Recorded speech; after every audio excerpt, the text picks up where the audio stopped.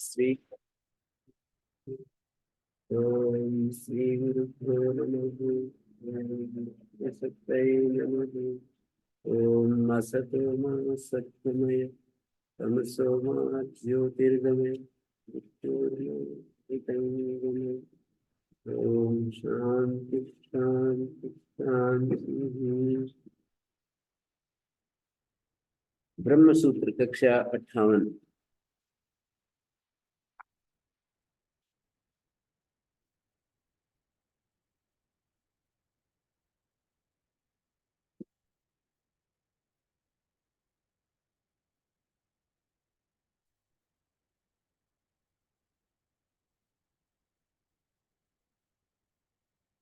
ब्रह्म का स्वरूप प्रारंभिक सूत्रों में बतलाया कि ब्रह्म जो है वो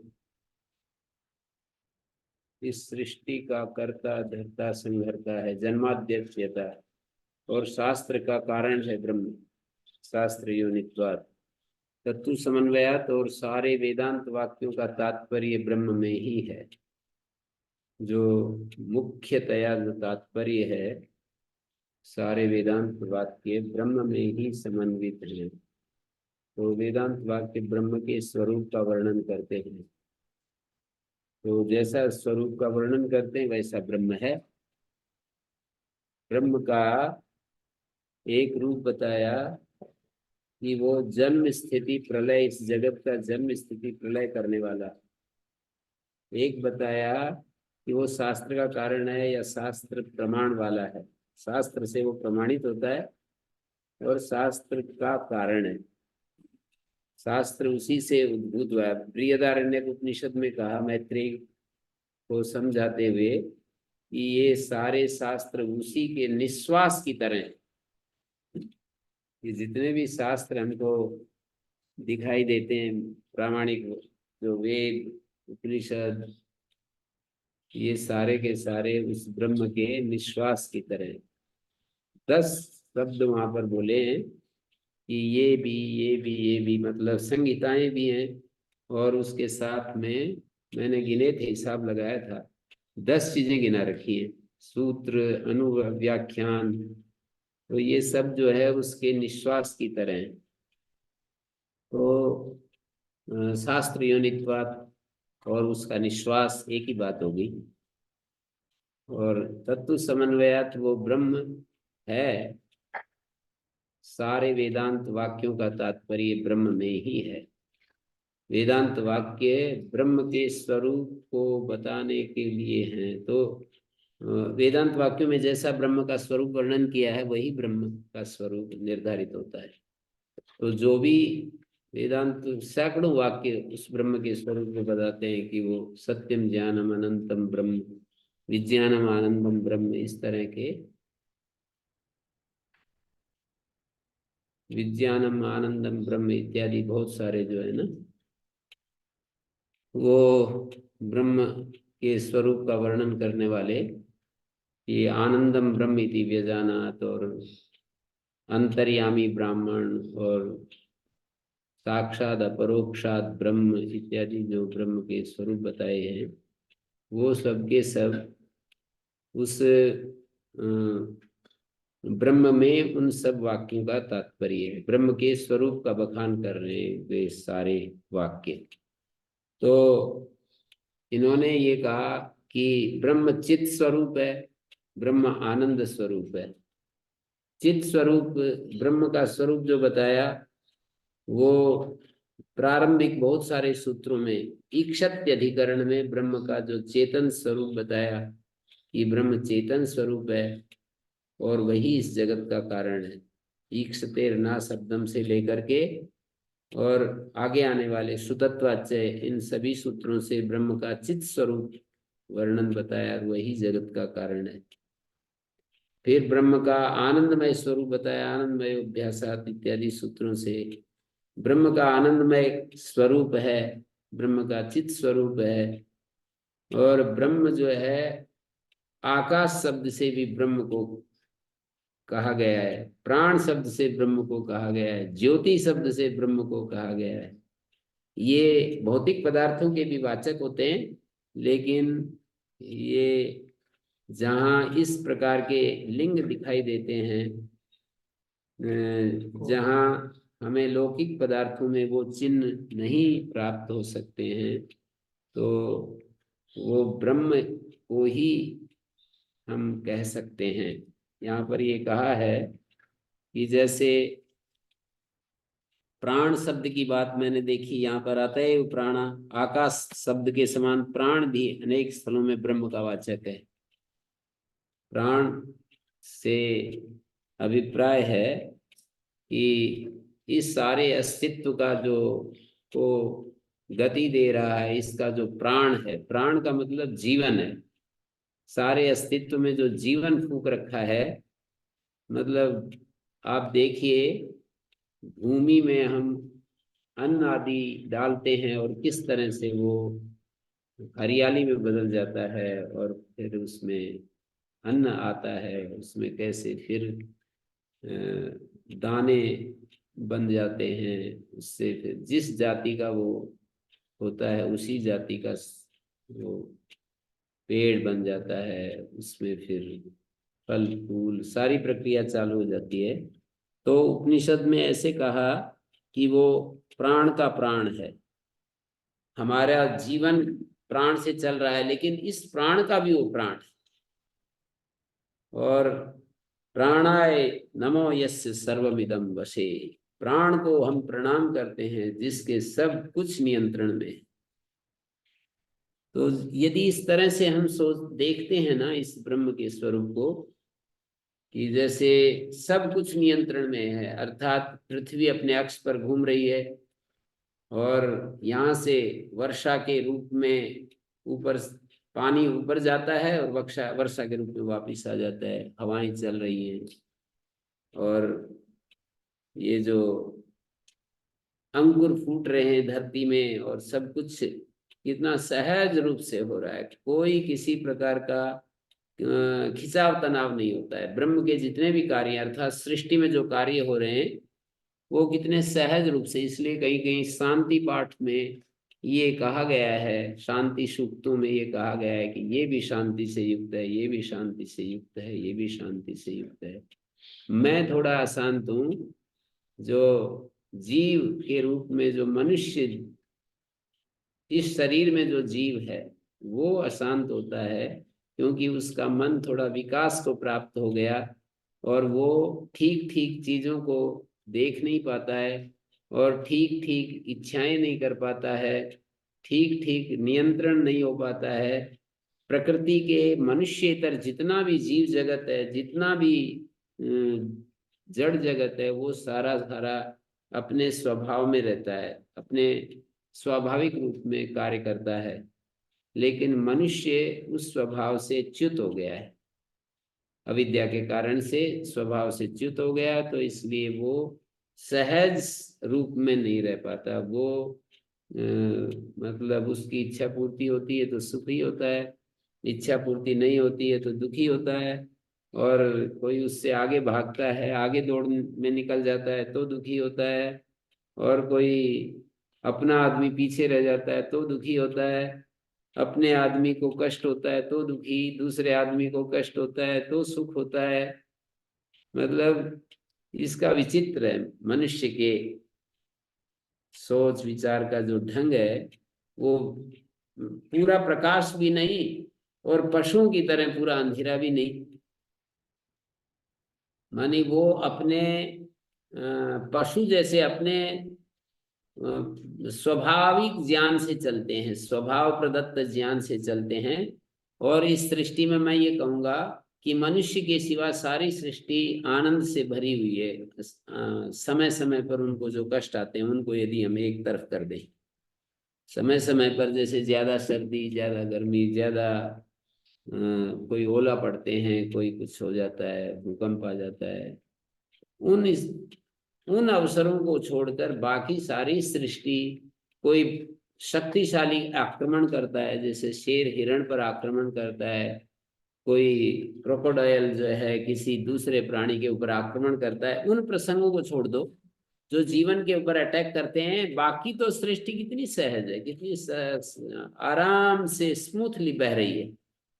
एक मनुष्य है जिसके पास बहुत कुछ होते हुए भी वो हमेशा शिकायत और दुख से भरा हुआ रहता है। शिकायत करना भी नहीं जानती दूसरी सृष्टि। मनुष्य इधर जो सृष्टि है उसको तो शिकायत करनी भी नहीं आती है। उसके मनुष्य में जैसे शिकायत आती है, उनको शिकायत भी नहीं आती है। तो ये सारी जो है यहाँ पर हम देख रहे हैं कि ब्रह्म जो है चेतन स्वरूप है। और आखिर में एक सूत्र में ये भी कहा, 20वें सूत्र में, कि ब्रह्म का एक स्वरूप है, अंत है। अलग अलग नामों से उसके स्वरूप को बताया है। यहाँ पर ब्रह्म सूत्र के प्रारंभिक सूत्रों में यही बताया है कि ब्रह्म को इस नाम से कहते हैं, इस नाम से कहते हैं। जैसे 19 सूत्र में कहा, अस्मिन अस्य तद योगम शास्ति। इस आनंदमय में इस जीवात्मा का उसके साथ संबंध बतलाया है। तो आनंदमय ब्रह्म में जीवात्मा का आनंद प्राप्ति रूप से संबंध भी शास्त्र बतलाता है।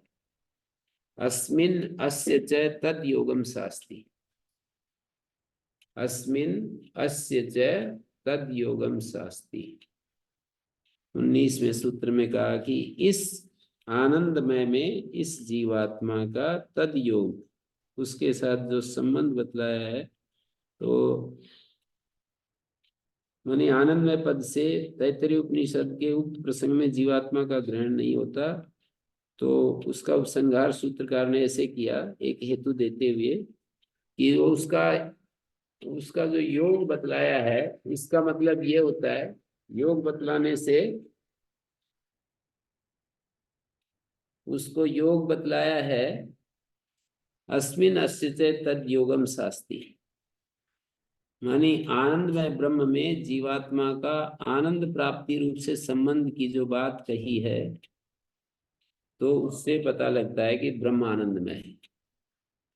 एक सूत्र में कहा, तैत्तरीय उपनिषद के एक वचन में कहा, दूसरे अध्याय का जो ब्रह्मानंद वल्ली है उसके 7वें मंत्र में कहा, यदा ही एव एष एतस्मिन् अदृश्ये अनात्मे अनिरुक्ते अनिरुक्ते अनिलयने अभयम प्रतिष्ठां विन्दते अत्सो अभयम गतो भवति।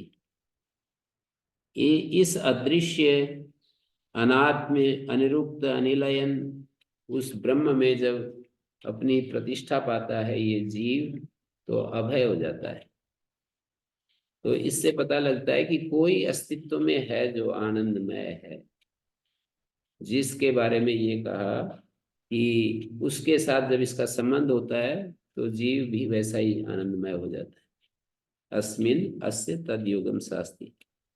और ब्रह्म में जीवात्मा की प्राप्ति या योग का संकेत वेद में भी उपलब्ध होता है। परित्य भूतानि, इसमें यजुर्वेद में मंत्र आता है, परित्य भूतानि परित्य लोकान परित्य सर्व प्रदिशो दिशश्च उपस्थाय प्रथम जाम अमृतस्य आत्मना आत्मान विषम विवेश, ऐसा मंत्र आता है 31वें अध्याय में।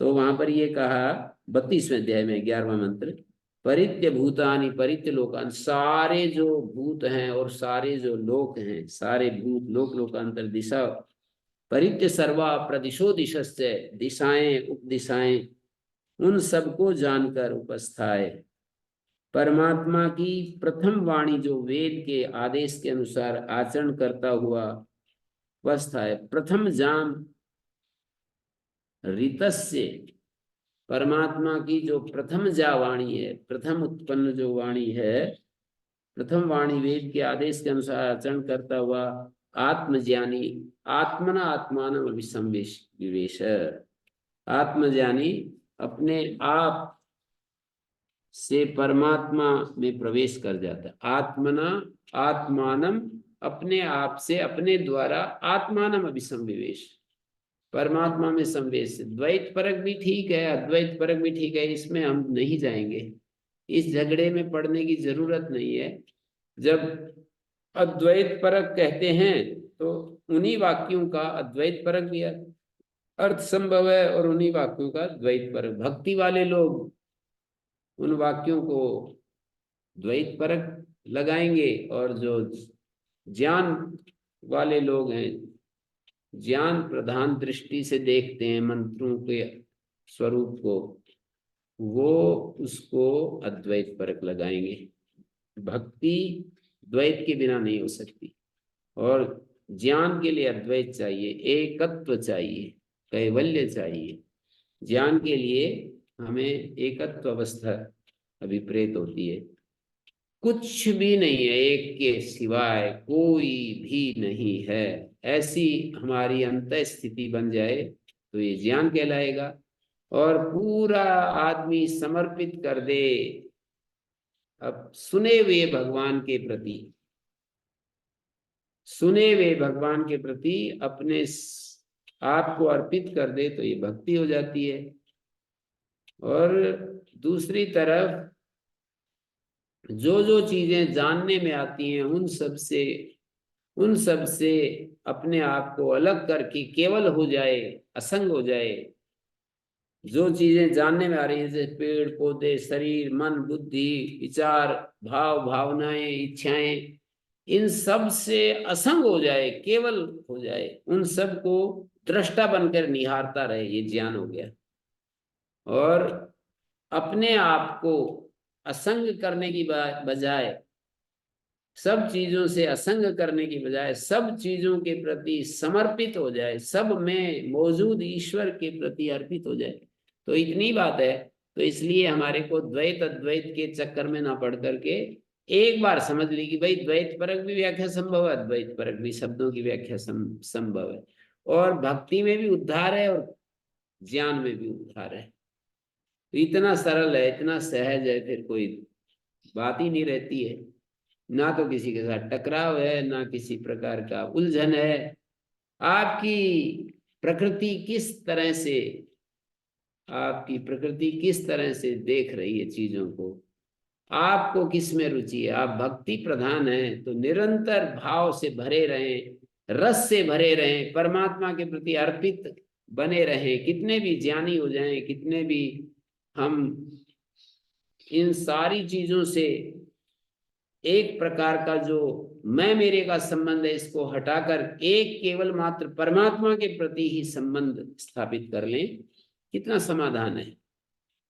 चीजों के साथ जो मैं मेरा है उसको छोड़कर परमात्मा के साथ अपनापन, अद्वितीय परमात्मा के प्रति अपनापन यदि हमारा हो जाए, तो कितना अच्छा समाधान है, जीवन की समस्याओं से मुक्त है। और यदि आपको, कई लोगों को ना ये पक्ष सूट नहीं करता, कई कहते हैं कि ये वाली चीज बढ़िया लगती है कि बिल्कुल एकदम शांत हो जाएं, बिल्कुल एकदम निर्विकल्प, निर्विचार, निर्द्वंद, निर्वैर, निष्काम, ऐसी स्थिति में चले जाएं, वो भी बहुत ही अच्छा है। हम बिल्कुल शांत सहज हो जाएं, समस्त अस्तित्व को दृष्टा बनकर निहारते रहें, बस। तो कुल मिलाकर के यहाँ आचार्य शंकर की जो शैली है उसमें ये कहा है कि अपनी उपाधियां को, सारी उपाधियों को त्याग करके हम असंग हो जाएं, तो ये अंतिम स्थिति है। सब उपाधियों को हटा करके हम असंग हो जाएं, परमात्मा का, आत्मा का जो स्वरूप अलग अलग शब्दों में वर्णन किया है वो हमारा ही स्वरूप है, केवल उपाधि हटा दी तो हम वही है, ऐसा उनका कहना है। ये बहुत ही आकर्षक है, बहुत ही अच्छा है। और महर्षि दयानंद, विशेषकर इन दो आचार्यों को मैं सामने रख करके तुलनात्मक दृष्टि से मैं कहता रहता हूँ, वो ये कहते हैं कि हम जीव अल्पज्ञ हैं और हमारी भूल चूक होती ही रहती है। हमारे लिए केवल एक ही कर्तव्य है कि परमात्मा की महिमा में अपने आप को खपा दें, उसकी महिमा को देखते रहें और सदा उसके गीत गाते रहें, सदा उससे प्यार करें, निरंतर उसके प्यार में मस्त रहें, और उसके जो उपकार हैं उनको याद करते रहें, कृतज्ञता से भरे रहें, शिकायत से रहित जीवन जिए, शिकायत मुक्त जीवन जिए। ये महर्षि दयानंद की शैली है। तो समाधान है मुख्य। वाक्यों के अर्थ तो दोनों तरह से लग जाते हैं। जो वेद वाक्य हैं, शास्त्र वचन हैं, उनकी व्याख्या तो दोनों तरह से हो जाती है। अद्वैत परक भी व्याख्या हो जाती है, द्वैत परक भी व्याख्या हो जाती है। तो तात्पर्य तो यद्यपि ये कहा जाता है, आग्रह यही होता है कि भाई वाक्य एक ही अर्थ को देता है। मीमांसा के जो अध्येता हैं, मीमांसा को जो पढ़ने वाले हैं, पढ़ाने वाले हैं, उनका बड़ा जबरदस्त आग्रह होता है। वो कहते हैं ये वाक्य का एक ही अर्थ होता है, दो अर्थ होते ही नहीं है वाक्य के। वाक्य या तो परमात्मा के एकत्व को बता रहा है, या वाक्य परमात्मा के प्रति समर्पण को बता रहा है। ऐसे मीमांसक लोग कहते हैं कि वाक्य दो अर्थ नहीं देता है। वाक्य दो अर्थ नहीं देता है, एक ही अर्थ देता है वाक्य। तो जब वाक्य एक ही अर्थ देता है, इस तरह का जो आग्रह है, कोई बात नहीं, उसमें भी हम संगति लगा सकते हैं। परमात्मा के एकत्व का भी यहाँ पर वर्णन है, और वाक्य परमात्मा के एकत्व का भी वर्णन करते हैं, और वाक्य हमारी एक स्थिति विशेष में भक्ति का भी वर्णन करते हैं। हमारी एक स्थिति विशेष होती है, वहां पर भक्ति का भी वर्णन करते हैं। तो मेरे ख्याल में इस विषय में बहुत ही स्पष्टता मुझे तो लग रही है। इसमें मुझे कोई भ्रांति नहीं है, किसी प्रकार की मुझे भ्रांति नहीं है। तो आप लोगों से भी वही मैं शेयर कर रहा हूँ निरंतर। तो यहाँ पर जो है ना, यहाँ पर इन सब हेतु देते जाते हैं, क्योंकि दर्शन शास्त्र बिना हेतु के नहीं चलता। तो यहाँ हेतु दिए गए हैं कि इन हेतुओं से ब्रह्म का ये स्वरूप निर्धारित होता है। हेतु दिए गए हैं। वाक्यों का अर्थ हम ऐसा लेना चाहिए, शब्दों का जो अर्थ है, जैसे पर ब्रह्म को हम कैसे चित्त स्वरूप माने, तो इसमें हेतु दिए बहुत सारे। ब्रह्म इसलिए चेतन स्वरूप है। आचार्य शंकर इन वाक्यों का अर्थ करते हैं कि कैसे वो जगत का कारण ब्रह्म ही है। तो इस शैली में उन्होंने व्याख्या की है। दूसरे कुछ आचार्य इन्हीं वाक्यों का अर्थ करेंगे कि ब्रह्म कैसे चेतन स्वरूप है, उसमें हेतुओं को घटा रहे हैं। ये दो शैली हैं, पद्धतियां हैं, कोई बात नहीं। आचार्य का आग्रह इस बात में है कि इस संसार का समस्त अस्तित्व का जो मूल है वो ब्रह्म है। ये तो यहाँ भी बोलते हैं, द्वैत प्रधान आचार्य भी बोलते हैं, सब सत्य विद्या जो पदार्थ विद्या से जाने जाते हैं उन सब का आदि मूल परमेश्वर है, ये तो वो भी बोलते हैं। लेकिन अंतर तो बस इतना ही है कि वो ये कह देते हैं कि परमात्मा मूल कारण निमित्त कारण है, और परमात्मा प्रकृति के को पकड़ करके प्रकृति से इस जगत की रचना करता है। तो अद्वैत वाले आचार्य कहते हैं कि परमात्मा में ही ये जो जिसको हम प्रकृति कहते हैं वो परमात्मा में ही, आत्मा में ही मिली हुई है। और इसके लिए वो बृहदारण्यक का प्रमाण, उपनिषदों के प्रमाण, सैकड़ों प्रमाण मिल ही जाते हैं। जो जहां जिसको जो देखना चाहिए वही मिल जाता है। शास्त्र में जो देखने के लिए मन बनाता है कि मुझे तो ये दिखना चाहिए जी, शास्त्र में उसको वही दिख जाएगा। सारी चीजें वही दिखती रहेंगी, बार बार वही दिखती रहेंगी। देखो इस वाक्य में क्या लिखा है, देखो इसमें क्या लिखा है, देखो इसमें क्या लिखा है, ऐसा दिखता रहेगा। तो हमारे को शास्त्र में जो हम देखना चाहते हैं, हम का मतलब विद्वान लोग, सामान्य आदमी की बात नहीं कर रहा, विद्वान लोगों को जो देखना चाहते हैं वो दिख जाता है। तो फिर वो संतोष नहीं होता सुनने वालों को। ऐसा सुनने वाले ये कहते हैं कि हमारे जैसे आदमी को तो कहेंगे कि आप निर्णय करके बता दो। निर्णय करके बता रखा है महर्षि दयानंद आचार्य शंकर जैसे महान व्यक्तियों के वचनों को स्वीकार नहीं कर पाते, और हमारे जैसे व्यक्तियों का आग्रह करते हैं कि आप निर्णय करके बता दो।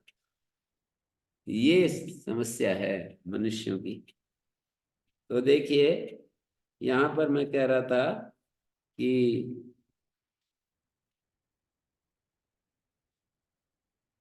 ये कह रहे हैं कि अंतस्तद धर्मोपदेशात,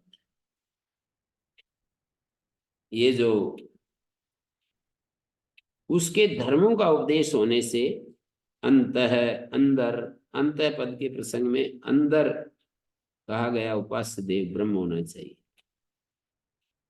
हमारा उपास्य देव जो है वो भीतर है, अंत है अंदर, अंदर का ही अंत है। अंतर शब्द होता है रेफांत, अंतर अंदर।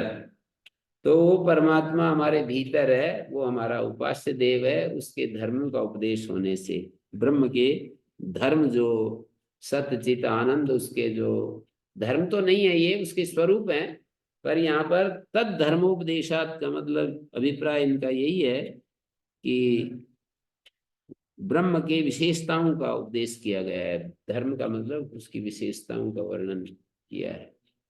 बिना विशेषताएं बताए हम कैसे जानेंगे कि ये चीज ऐसी है?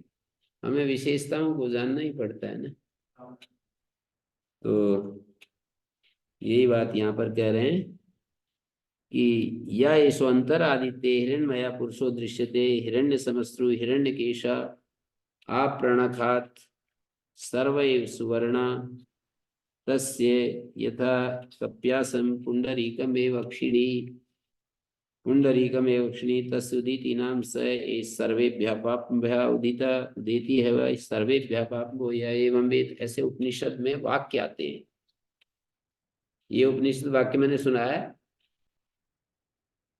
ये दिक्कत इसको पढ़ाने में, इस शास्त्र को यही होती है कि जिन उपनिषद वाक्यों को मैं बोल रहा हूँ वो भाषा भी, वो जबान भी आपकी नहीं है और उन वाक्यों से परिचय भी नहीं है, संस्कृत भाषा भी नहीं है और फिर उन वाक्यों से परिचय भी नहीं है कि ये वाक्य कहाँ पर आए हैं।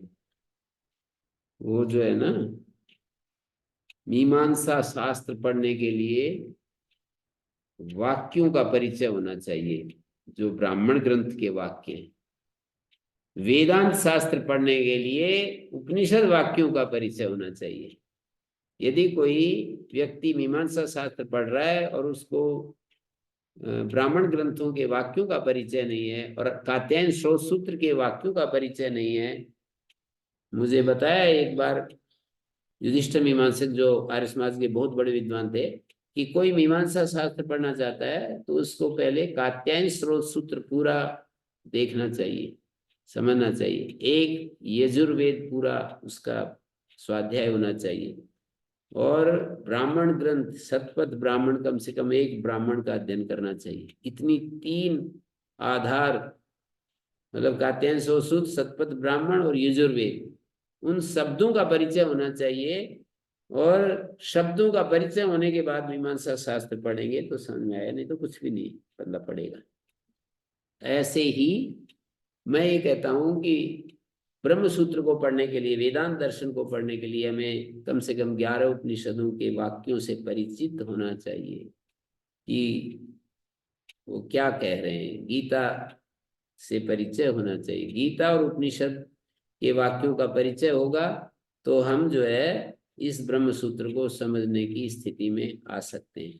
हमें वाक्य ही परिचय नहीं है, हमें शब्दों से ही परिचय नहीं है, तो शब्दों के अर्थों को हम कैसे कोशिश कर सकते हैं समझने की?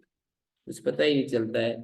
तो मैं यही कह रहा था कि यहाँ पर अंतस्तद धर्मोपदेशात, उस ब्रह्म की तद धर्मोपदेशात, ब्रह्म के विशेषताओं का उपदेश होने से ब्रह्म हमारे भीतर है, उसको बाहर खोजने की जरूरत नहीं है। ये इस मंत्र सूत्र का तात्पर्य हुआ। अंत है, वो हमारे भीतर है, वो सब चीजों के भीतर है। जैसे ये यहाँ पर ये लिखा है कि या ये सो अंतरादित्य हिरण्मय, जो आदित्य में जो उसके भीतर जो अंतः पुरुष है, हिरण्मय पुरुष है, हिरण्य समश्रु है, ऐसे वहां पर कहा है। तो ब्रह्म को जो है ऐसे ऐसे शब्द डाले हैं, हिरण्य केशा प्रणखात, ऊपर से लेकर नीचे तक सर्वय सुवर्ण, पूरा का पूरा सुवर्णमय है। ये ब्रह्म की महिमा जो उसका, जैसे कि कोई तेजस्वी पुरुष का महिमा कहे तो उसके तेज के बारे में पकड़ कर कहेंगे कि वो देखो उसका तेज, वो देखो उसकी वाक शक्ति, ये सब बाह्य चीजें, बाह्य चीजें तो भी पकड़ करके हम बताते हैं। तो यहाँ पर भी यही कहा, तस्य मतलब उसका उत नाम है, पापों से वो ऊपर उठा हुआ है, और जो उस ब्रह्म को जानता है पापों से ऊपर उठ जाता है। तो इस तरह से इसके बारे में बताया। आदित्य के अंदर सुवर्णमय पुरुष दिख रहा है, जिसके दाढ़ी के स्वर्णमय, ऐसे अलंकारिक वर्णन किया। जैसे उसकी जो लो निकलती हैं, उसकी जो वो जो एकदम से जो अग्नि जलती है तो जैसे उसकी लपटें निकलती हैं, तो उनको दाढ़ी मूछ कह रहे हैं। आदित्य पुरुष की भी जब लो निकलती है चारों तरफ, ऐसे हजारों हजारों फीट धधक रही हैं, अग्निमय दिखाई दे रहा है, तो कह रहे हैं कि वो स्वर्णमय है, सोने की तरह चमकने वाला है। नाखून से अग्रभाग तक सुनहरा ही सुनहरा है, स्वर्णमय, सोने का जैसा चमकीला है। हिरण्मय पात्रेण सत्यस्यापीतम मुखम, उसकी आंखें खिले हुए लाल कमल के समान है। कप्यासम पुंडरीकम एव अक्षिणी, उसकी आंखें जो है, उसको पर्सोनिफिकेशन बोलते हैं इसको अंग्रेजी में, पर्सोनिफाई करके प्रस्तुत करना, माने कोई ऐसी चीज जिसको हम बिल्कुल एकदम भौतिक चीज कहते हैं, उसको भी जीवित के तरह बखान करने का नाम पर्सोनिफिकेशन होता है। अंग्रेजी का एक शब्द है पर्सोनिफाई करना। तो आदित्य जो है ना, चंद्रमा आदित्य, इनको मानवीकरण बोलते हैं। इसका दूसरा हिंदी शब्द ट्रांसलेशन करूं तो मानवीकरण, मनुष्य की तरह चित्रण प्रस्तुत कर रहे हैं, एक मनुष्य के आकार में है ये। हिरण्यमय स्वर्णमय है, उसकी दाढ़ी पूछ सोने की, हिरण्यकेश, और उसकी आंख लाल लाल कमल की तरह उसकी आंखें हैं। इतना सजीव वर्णन है, देखिए, खिले हुए कमल के समान है। उसका उत यह नाम है, उस आदित्य का उत नाम है। वो सब पापों से ऊपर उठा हुआ है, उसमें पाप का नामो निशान नहीं है। फिर कहते हैं जो तत्व ज्ञानी इस रहस्य को जान लेता है वो निश्चय सब पापों से ऊपर उठ जाता है। क्यों? कहते हैं जैसे आदित्य पुरुष है वैसे ही ये पुरुष है, इसलिए पाप से ऊपर उठ जाता है। कि मुझ में और आदित्य पुरुष में यश्चा सो आदित्य यश्च पुरुषे स एक, ऐसा वचन आते हैं। यश्चा सो आदित्य यश्च पुरुषे स एक।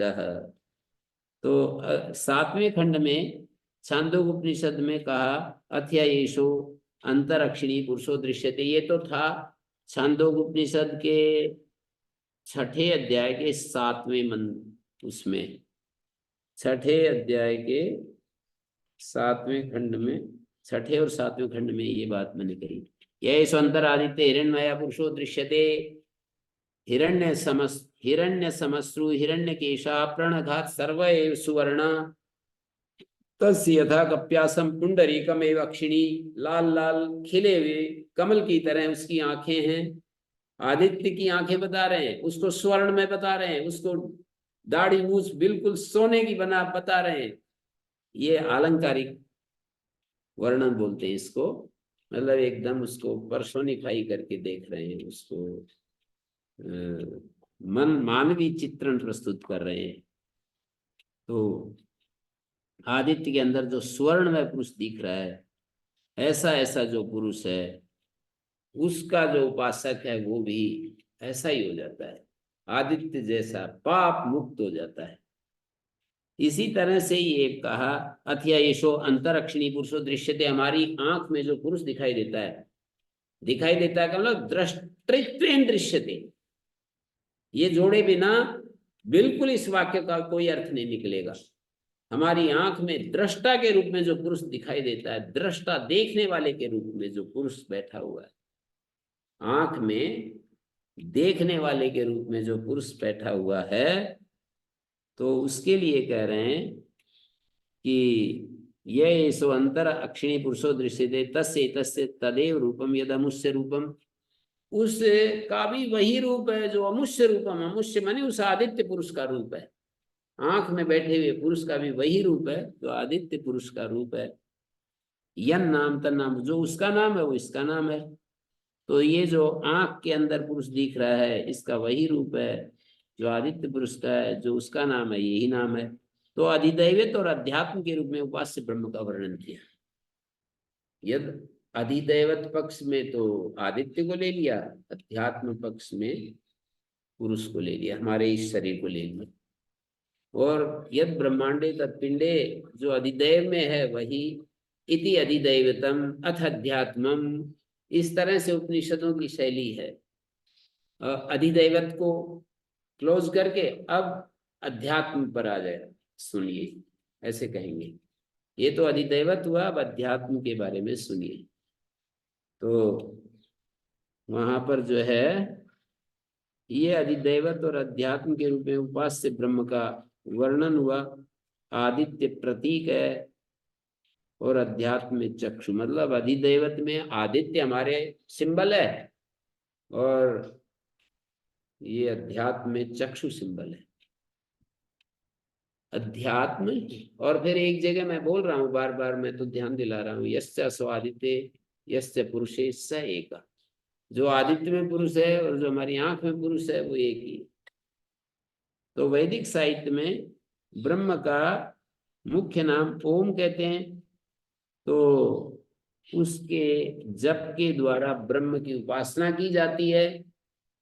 ओम ओम, बहुत शांत धीरे धीरे उपासना करनी होती है, एकदम सहज शांत। हड़बड़ाहट में उपासना चलेगी तो कुछ भी उसका अर्थ नहीं निकलेगा।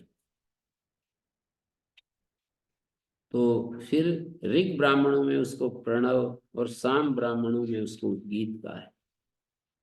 जो ऋग्वेद के ब्राह्मण हैं उसको प्रणव नाम से जानते हैं और साम ब्राह्मण हैं उनमें उसको उद्गीत नाम से जानते हैं, प्रणव और उद्गीत।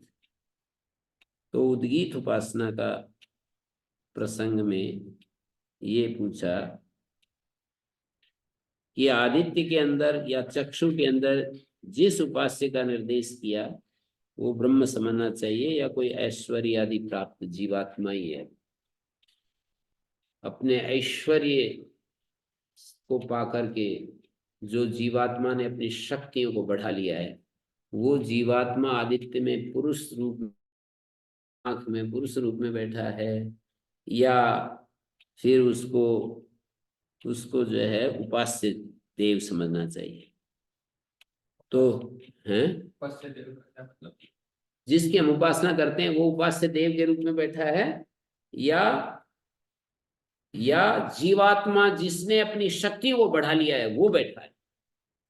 जिस जीव ने अपनी शक्ति को बढ़ा लिया वो आदित्य में पुरुष के रूप में या आंख में पुरुष के रूप में बैठा है।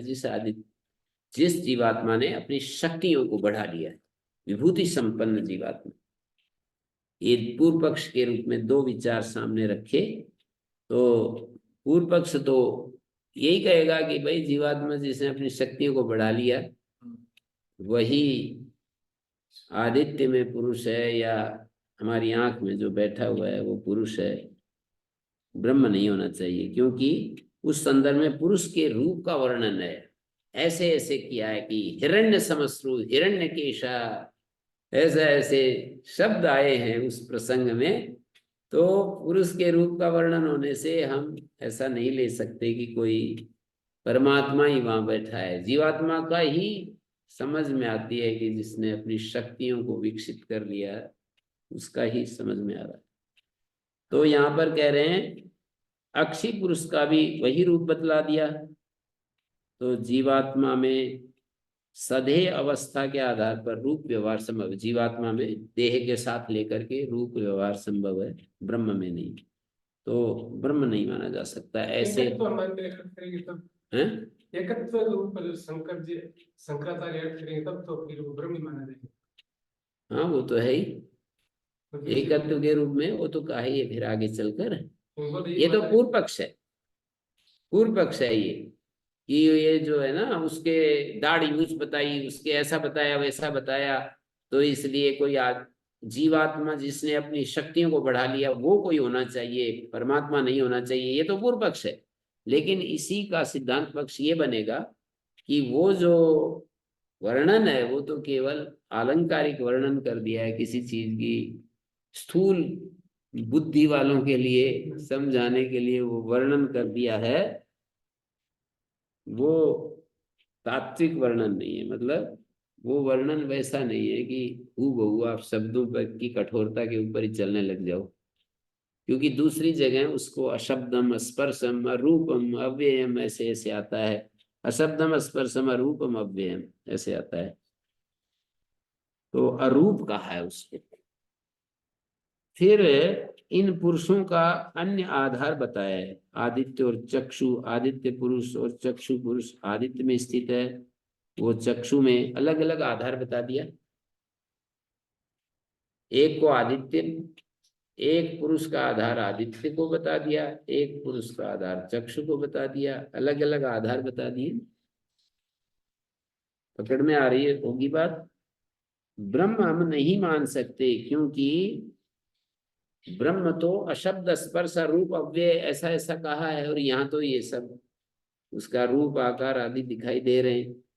पूर्व पक्ष कह रहा है, पूर्व पक्ष चल रहा है अभी, उसको उत्तर पक्ष में क्या कहेंगे वो तो देखेंगे।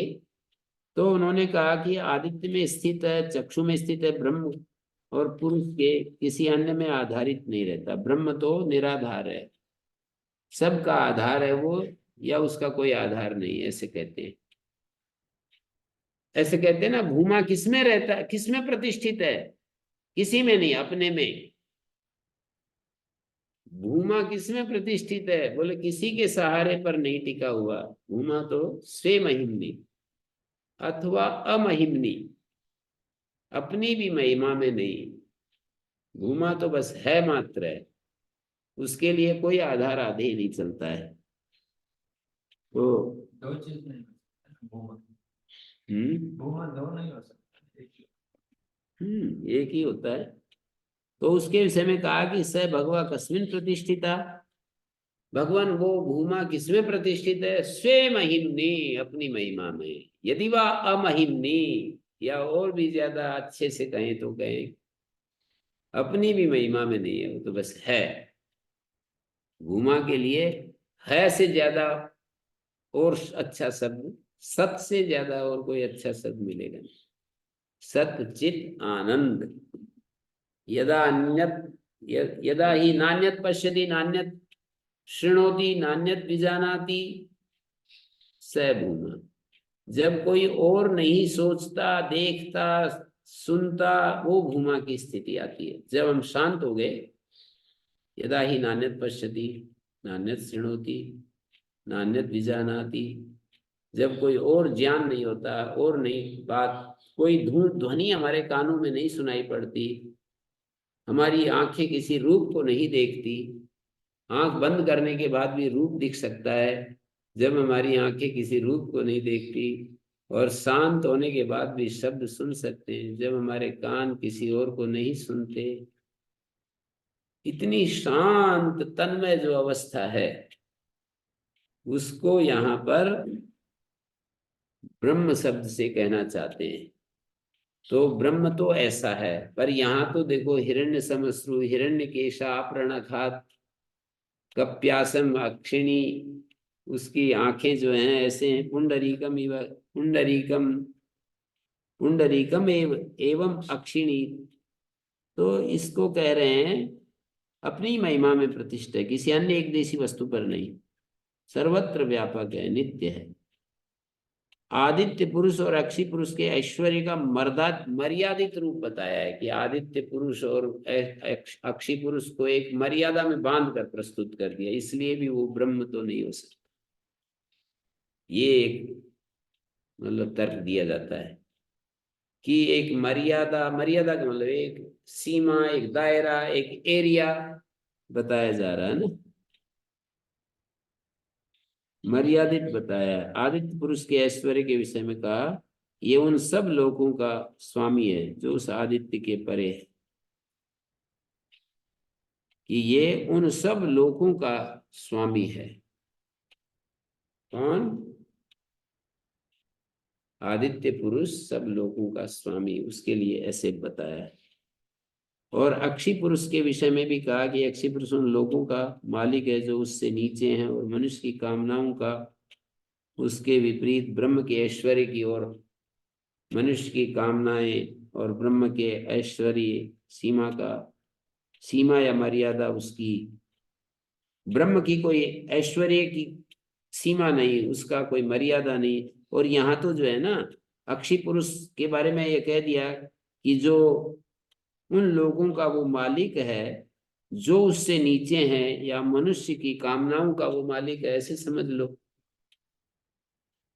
ऐसे विचार कर रहे हैं कि इस संदर्भ में हम किसका ग्रहण करें, एक जीवात्मा की बढ़ी हुई शक्तियों वाले किसी स्वरूप का ग्रहण करें, या परमात्मा को ही इन रूपों में प्रस्तुत किया है। तो सिद्धांत ये यहाँ पर जो है ना, सिद्धांत रूप से सूत्रकार ने इस विषय में ये प्रस्तुत किया, विचार किया कि आदित्य के अंदर और चक्षु के अंदर जो उपास्य पुरुष का निर्देश हुआ है, वहां केवल उपास्य ब्रह्म का निर्देश संभव है, अन्य किसी ऐश्वर्य आदि प्राप्त जीवात्मा का संदेश नहीं हो सकता। और वही एक उपास्य देव है जो कि यश्चासो आदित्य पुरुषा यश्च पुरुषे यश्चासो पुरुषे स एका, वही एक उपास्य देव है। इसमें एक बात और है, स्वामी दयानंद और आचार्य शंकर की व्याख्याओं में जो मूल अंतर पड़ता है वो ये है कि जो शुद्ध आत्मा का वर्णन करते हैं वो उपास्य रूप में नहीं होता है, वो तो हमारा स्वरूप में स्थित होने के लिए होता है। तदा द्रष्टु स्वरूपे अवस्थानम, जो योग सूत्र है, अपने स्वरूप में स्थित होने के लिए होता है। तदा, तब जब वृत्तियां कोई नहीं होती, कोई आकार नहीं, कोई शब्द नहीं, कोई इंद्रियों का कोई भी स्पर्श रूप रस गंध आदि कोई भी नहीं, कोई आकृति नहीं, कोई किसी प्रकार का शब्द नहीं, रूप नहीं, और ऐसा जब हमारी ऐसी स्थिति आती है, यदा ही नान्यत पश्यति नान्यत शृणोति नान्यत विजानाति, जब कोई अपने से अलावा किसी को नहीं देखता, नहीं सुनता, नहीं जानता, वो जब रूप होता है तो वो उपास्य देव नहीं होता है। हम साक्षात वहां जाकर एक हो जाते हैं अपने भीतर, स्वयं का रूप होता है। हम अपने भीतर स्वयं में जाकर स्थित हो जाते हैं। ये योग दर्शन में भी ऐसा ही बताया, योग शास्त्र में भी यही कहा, तदा दृष्टु स्वरूपे अवस्थानम,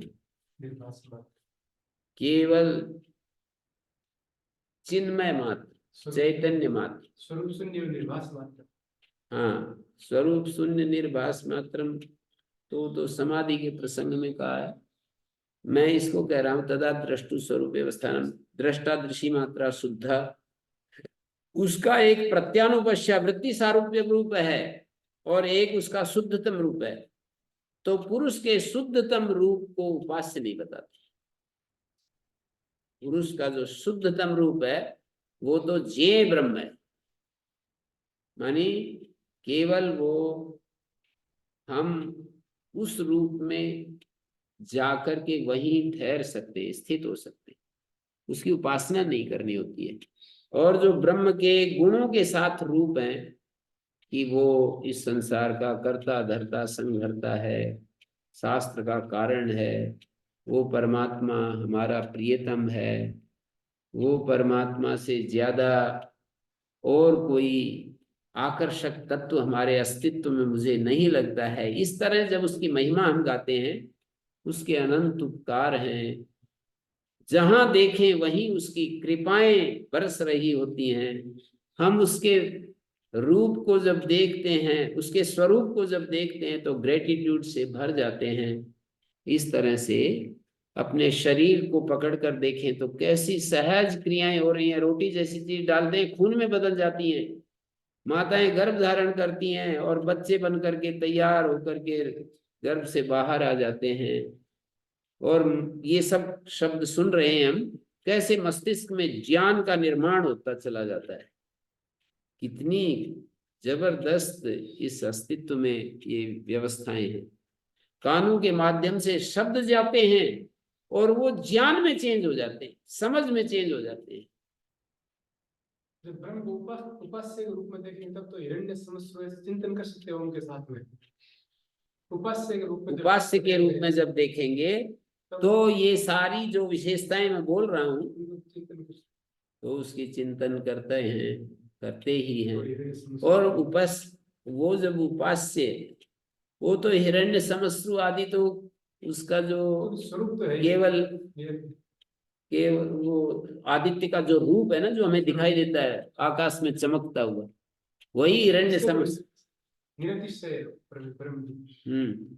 तो जब हम उपासना की तरफ बढ़ते हैं तो उसकी महिमा को समझना, उसका ध्यान करना, उसके ऊपर केंद्रित होना, फोकस करना, ये सब होता है। तो इस तरह से हमें देखना है। वो पाप आदित्य पुरुष को उत नाम से कहा, और उदुत्यम जात वेदसम देवम वहंति केतव उद्वयम तम सस्परि स्वाहा पश्यन्त उत्तरम देवम देवत्रा सूर्य मगन ज्योतिरुत्तमम। एक उत शब्द है, एक उत्तर शब्द है, एक उत्तम शब्द है। तो परमात्मा को ही उत कह दिया, कहीं कहीं उत से आगे उत्तर कहते हैं, फिर उत्तर के आगे उत्तम कहते हैं। वहां पर उद्वयम तमसस्परि स्वाहा पश्यन्त उत्तरम, उत्तरम पश्यन्त उत्तमम ज्योतिरगन्म। हम उत्तम ज्योति को प्राप्त करें, 3 विभाग करके दिखा दिया। उत उत्तर उत्तम, तो यहाँ पर परमात्मा को केवल उत नाम से ही कह दिया। पहले ही शुरू में ही वो तो सबसे ऊपर उठा हुआ को उत कहते हैं। ऊर्ध्वस तिष्ठति उत, सबसे निराला, सबसे अद्वितीय, सबसे ऊपर, उसको उत कहते हैं। उत माने सबसे ऊपर उठा हुआ। तो ऐसे परमात्मा को यहाँ पर केवल ब्रह्म परमात्मा में ही संभव है। किसी अवस्था में कितना भी ऐश्वर्य प्राप्त जीवात्मा हो, सबसे ऊपर उठा हुआ नहीं हो सकता। उसको कहीं ना कहीं उसको अपने से ऊपर वाला कोई ना कोई मिल ही जाएगा। शेर को सवा शेर मिल जाता है, तो ऐसे ही ऐश्वर्य महिमा को देखेंगे तो कोई ना कोई उससे ऊपर आ जाएगा। जिस ऐश्वर्यशाली इंद्र परमात्मा को हम इस अस्तित्व का मालिक कहते हैं, एक कोई भी जीवात्मा उसकी कैसे बराबरी करेगा।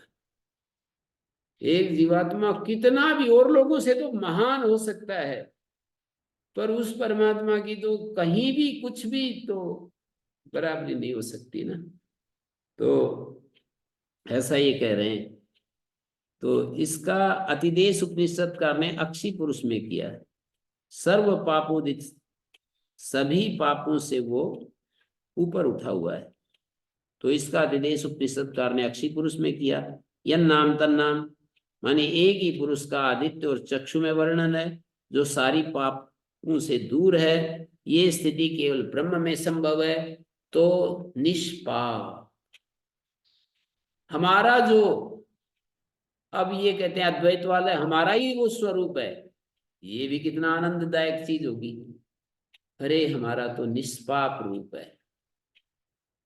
और यदि हम यूं कहें, अरे निष्पाप हमारे भीतर है, हम क्यों, जैसे मोदी जी जिसके सहयोगी हैं, वो क्यों भटकेगा इधर उधर। मोदी जी जिसको भोजन के लिए बुलाते हैं, रोजाना जिससे बात करते हैं, और रोजाना जिससे हालचाल पूछते हैं, उसके आनंद का क्या ठिकाना आप कल्पना कीजिए। मोदी जी जिसको याद करें और उसके हालचाल पूछें और उससे बात करें, उसके आनंद का क्या ठिकाना। तो साक्षात परमात्मा से ये जो योगी जन है, निरंतर उसके साथ बातचीत करते हैं, उसके साथ रहते हैं, उसके साथ एकदम से एक होकर के रहते हैं, उस व्यक्ति का भी कल्पना कर सकते हो कितना आनंद होगा। ये सारी बातें यहाँ पर बताई गई हैं। तो यहाँ सर्वे वेदा यत् पदमामनन्ति तपांसि च सर्वाणि यद् वदन्ति यदिच्छन्तो ब्रह्मचर्यं चरन्ति तत्ते पदं संग्रहे गमिं योमित्येतत्। तो यहाँ पर उसको ओम कहा है कठोपनिषद में, उसको छांदोग में उद्गीत कहा है, ऋग्वेद में उसको प्रणव कहा है। प्रणवो धनु सरो ही आत्मा ब्रह्म तल्लक्ष्य मुच्यते अप्रमत्तेन वेदव्यम सर्वतन्मयो भवे। ये अप्रमत्त होकर के उसको बींदना है, सर की तरह तन्मय हो जाना है बस।